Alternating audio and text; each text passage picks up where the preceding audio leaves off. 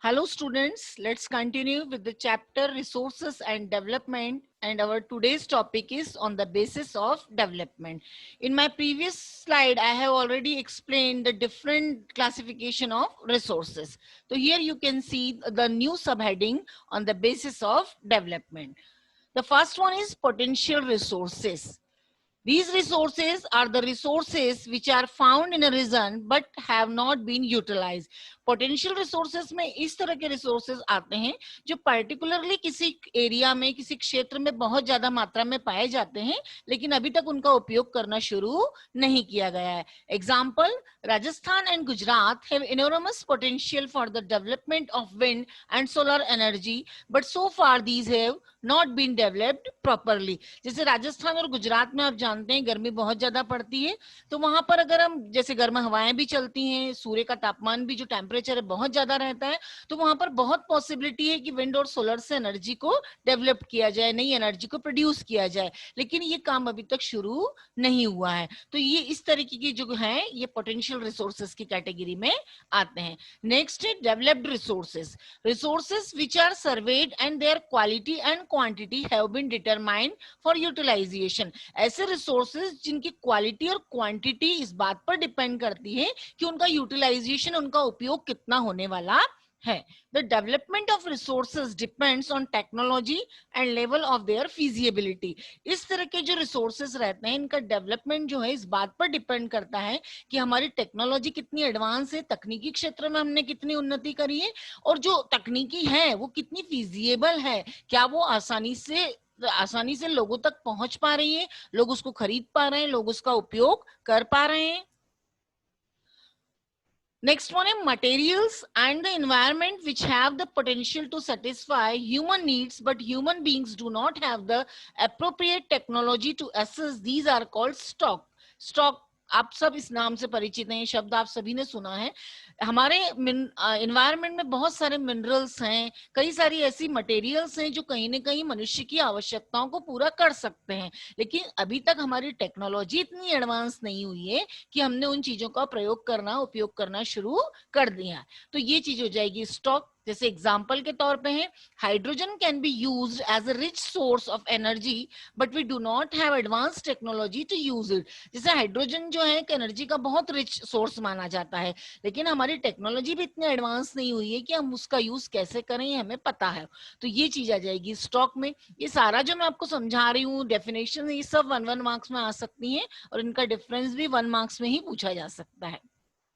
Next one है reserves. Reserves are the subset of the stock. Stock का एक रूप है which can be put into use with the help of existing technical know how, but their use has not been started. हमें पता है, technology हमें पता है कि इस चीज को हमें नो हाउ किस तरीके से प्रयोग में लाना है, लेकिन हमने अभी शुरू नहीं किया है. And these can be use for meeting future requirement. और हम ये मानते हैं कि भविष्य में जब कभी इस चीज की हमें जरूरत पड़ेगी तो हम इसका उपयोग करना शुरू कर देंगे.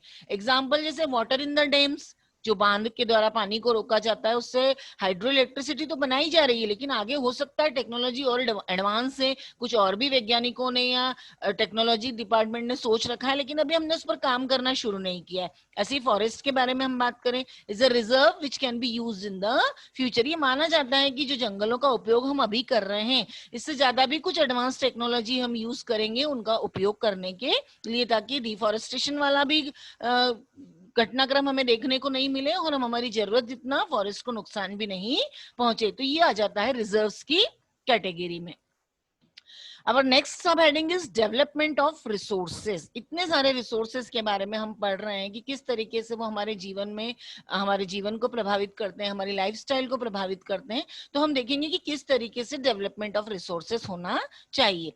First point है, resources have been used by human beings indiscriminately and this has led to the following major problems. चूंकि हम अंधाधुंध तरीके से जैसी हमारी जरूरतें हैं, हम कहते हैं हमारी आवश्यकताएं, हमारी जरूरतें दिन प्रतिदिन बढ़ती ही जा रही हैं. अगर आप आज की तारीख में देखेंगे अपने घर में अपने फोर फादर्स से, आप अपने पेरेंट्स से बात सुनेंगे कि हम भारत की बात करें, हम इंदौर की बात करूं, पर्टिकुलर कई एरियाज ऐसे थे जहां पर बहुत ज्यादा ग्रीनरी थी. मैं एयरपोर्ट रोड की बात करूं, यहाँ पर भी बहुत सारे पेड़ थे, लेकिन डेवलपमेंट के नाम पर हमने उनका इतना ज्यादा मिसयूज किया, उनको काट दिया गया, और अब हमें गर्मी लगती है तो हम छांव के लिए पेड़ ढूंढते हैं। तो बहुत सारी मेजर प्रॉब्लम्स जो हैं रिसोर्सेस और डेवलपमेंट इनके साथ में जुड़ी हुई है। पहला पॉइंट है depletion of resources for satisfying the greed of a few individual.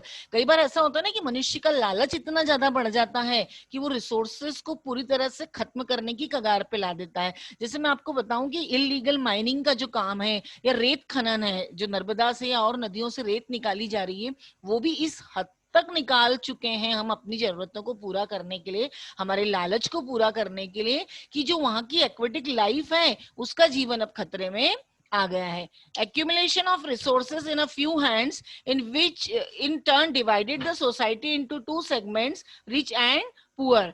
हम देखते हैं कि इस रिसोर्सेस के एक्यूमुलेशन ने, इसके प्रयोग ने कहीं ना कहीं हमारी सोसाइटी को दो भागों में बांट दिया है। जिनके पास जरूरत से ज्यादा पैसा है, जिनके पास जरूरत से ज्यादा वो इसका मिसयूज कर रहे हैं, तो आप देखेंगे कि कहीं ना कहीं हमारा समाज जो है, जो पैसे वाले हैं वो रिच की कैटेगरी में आ गए हैं, और जो गरीब हैं, जो इन साधनों का उपयोग सिर्फ उतना ही कर पा रहे हैं, उससे भी कम कर पा रहे हैं, तो वो गरीब व्यक्ति की कैटेगरी में आ गए। मतलब रिसोर्सेस के एक्यूमुलेशन ने कहीं ना कहीं हमारे समाज को दो भागों में डिवाइड कर दिया है। Next one, it has led to global ecological crisis such as global warming. गर्मी आप देखेंगे कितनी गर्मी पड़ती है। अभी तक हम सितंबर में भी गर्मी महसूस कर रहे हैं, आने वाला अक्टूबर भी जरूरी नहीं कि विंटर स्टार्ट हो जाए। क्यों? सीधा सा कारण है कि हम इतने पेड़ काट चुके हैं कि हम अगर छाया की उम्मीद करें या ठंडी हवाओं की उम्मीद करें तो वो कहाँ से आएगी? केमिकल है, हम फैक्ट्रीज में यूज कर रहे हैं, पेस्टिसाइड्स हम यूज कर रहे हैं, जो फसलें हमारे पास आ रही हैं, आप देखेंगे हर सीजन में हर तरह की सब्जी मिल रही है हमें, है ना। तो पहले ऐसा नहीं होता था। पहले पर्टिकुलर जिस सीजन के लिए जो सब्जी बनी होती थी वो वहीं उसी समय हमें खाने को मिलती थी। लेकिन आजकल हम देख रहे हैं कि इतना सब कुछ बैलेंस जो पहले चल रहा था सब बिगड़ गया है। और ग्लोबल वार्मिंग वाली प्रॉब्लम से तो आप सब परिचित हैं कि कितना ज्यादा टेम्परेचर दिन पे दिन बढ़ता ही जा रहा है। दूसरा, ओजोन लेयर डिप्लीशन। ये भी आपने साइंस में भी पढ़ा है कि कहीं ना कहीं ओजोन लेयर को भी इससे बहुत ज्यादा खतरा हो रहा है। Environmental pollution and land degradation, जैसे मैंने आपको बताया कि चिमनी और फैक्ट्री से निकलने वाला धुएं से पॉल्यूशन बढ़ रहा है। लैंड डिग्रेडेशन, जो जमीन थी खेती के लिए या जहां हरियाली थी उसका भी उपयोग लोग अपने रहने के लिए, मकान बनाने के लिए कर रहे हैं। तो कहीं ना कहीं ये सब चीजें जो हैं पूरी तरीके से हमारी लाइफ स्टाइल को बहुत बुरी तरीके से प्रभावित कर रही हैं। सस्टेनेबल डेवलपमेंट अपने आप में एक नया हेडिंग है, 1 मार्क का क्वेश्चन आ सकता है इस पर डेफिनेटली। अभी तक के प्रीवियस ईयर के पेपर में भी इस क्वेश्चन को बहुत बार पूछा गया है। So what do you mean by sustainable development? Resource planning is essential for sustainable existence of all forms of life। अगर हम जब रिसोर्स प्लानिंग की बात करते हैं तो ये एक ऐसी चीज है जिसमें हम ऐसे डेवलपमेंट की बात करते हैं जो हमारे जीवन के सारे क्षेत्र को प्रभावित करता है। Sustainable economic development means development should take place without damaging the environment, and development in the present should not compromise with the needs of future generation। Sustainable development का मतलब ये है कि जो डेवलपमेंट हम कर रहे हैं उसमें हम वातावरण को किसी भी तरह का डैमेज नहीं करेंगे, नुकसान नहीं पहुंचाएंगे। दूसरा जो डेवलपमेंट है उसका क्राइटेरिया ये होना चाहिए कि वो आपकी अभी की जरूरतों को तो पूरा कर रहा है, लेकिन आने वाले भविष्य की जो जनरेशन है, आने वाली जो पीढ़ी है, उसके लिए भी आपको कुछ न कुछ छोड़ना है। आप उसका इतना मिसयूज नहीं करेंगे कि सारा कुछ आपने ही प्रयोग में ले लिया और आने वाली जनरेशन के लिए कुछ बचा ही नहीं। तो ये हो गया सस्टेनेबल डेवलपमेंट। मुझे लगता है बहुत क्लियरली आपको समझ में आ गया होगा। और एक बहुत छोटा सा वर्ड है, इसको आप अपने माइंड में सेट करके रखिए कि सस्टेनेबल डेवलपमेंट का मतलब होता है फ्यूचर जनरेशन को ध्यान में रखकर काम करना, एनवायरमेंट को डैमेज नहीं करना। ये दो चीजें आप ध्यान में रखेंगे तो आप सस्टेनेबल डेवलपमेंट की डेफिनेशन कभी भी नहीं भूलेंगे। अब नीचे एक आप पिक्चर देख रहे हैं, इसमें देखिए सस्टेनेबल डेवलपमेंट में कितनी सारी चीजों को लिया है। बहुत अच्छा पिक्चर है, इसको आप चाहें तो सस्टेनेबल डेवलपमेंट की डेफिनेशन के साथ बिल्कुल अपने आंसर में आप इसको यूज कर सकते हैं। देखिए पीस भी मांग रहे हैं हम, प्लानेट है, पीपल है, प्रॉस्पेरिटी, पार्टनरशिप, कितने सारे पी आप देख रहे हैं। इसको आप ऐसे भी याद कर सकते हैं, 1 2 3 4 5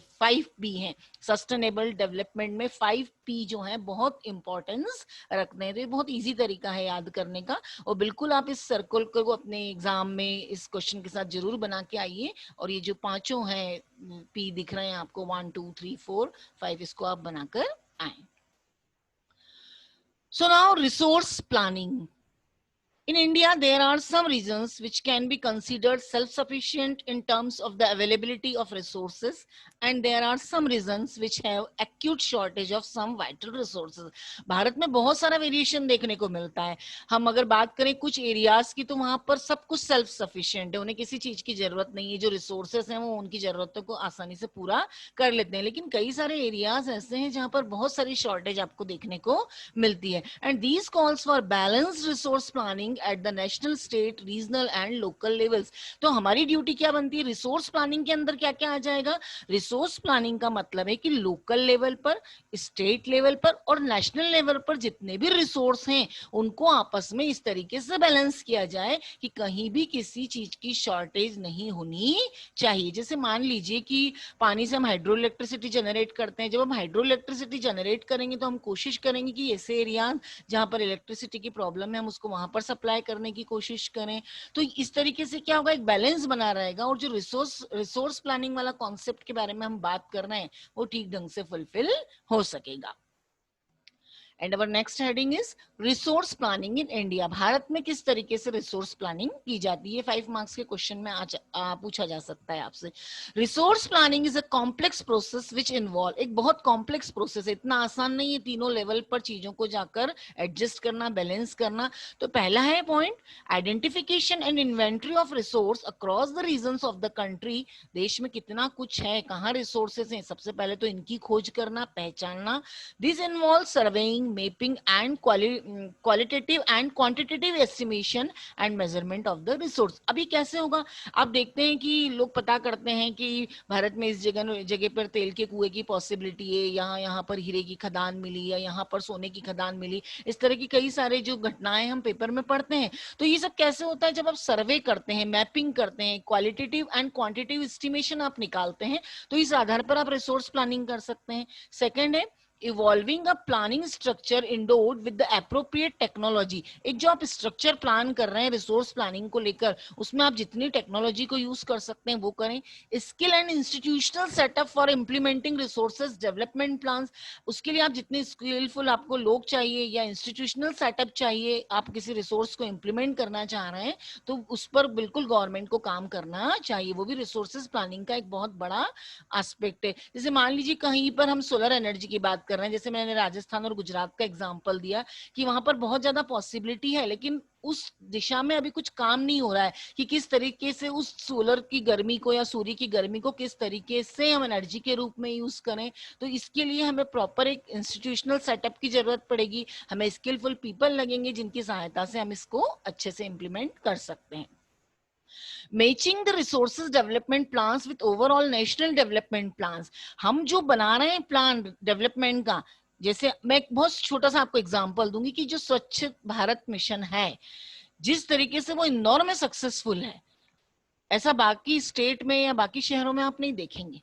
इंदौर आप देखेंगे बकायदा गाड़ियां आती हैं टाइम पे. हम जो गीला कचरा सूखा कचरा वाला जो कॉन्सेप्ट गवर्नमेंट ने शुरू किया था इंदौर में, उसको हम प्रॉपर तरीके से इंप्लीमेंट कर रहे हैं. लेकिन ये सिर्फ इंदौर में हो रहा है. अगर इसको हम स्टेट लेवल पर शुरू करें, स्टेट लेवल के साथ साथ हम इसको नेशनल लेवल पर ले जाएं, तो मुझे लगता है कि पूरे विश्व में भारत से ज्यादा स्वच्छ कोई देश होगा ही नहीं. तो आपके जो रिसोर्स हैं जिनको आपने लोकल लेवल से शुरू किया, उसको स्टेट लेवल पर ले जाइए, और स्टेट से उसको आप नेशनल लेवल पर लेकर जाएंगे, तो अब जाके एक प्रॉपर तरीके से रिसोर्स प्लानिंग हो सकेगी. Resources can contribute to development only when they are accompanied by appropriate technology, development and institutional changes. Resources कब पूरी तरीके से डेवलपमेंट में अपना योगदान दे सकते हैं? जब हमारे पास पूरी तरह से टेक्नोलॉजी है, हमारे पास इंस्टीट्यूशनल चेंजेस हैं, जो संस्थाएं हैं, जो फैक्ट्रीज हैं, वो चेंजेस को एक्सेप्ट करने को तैयार हैं. India has made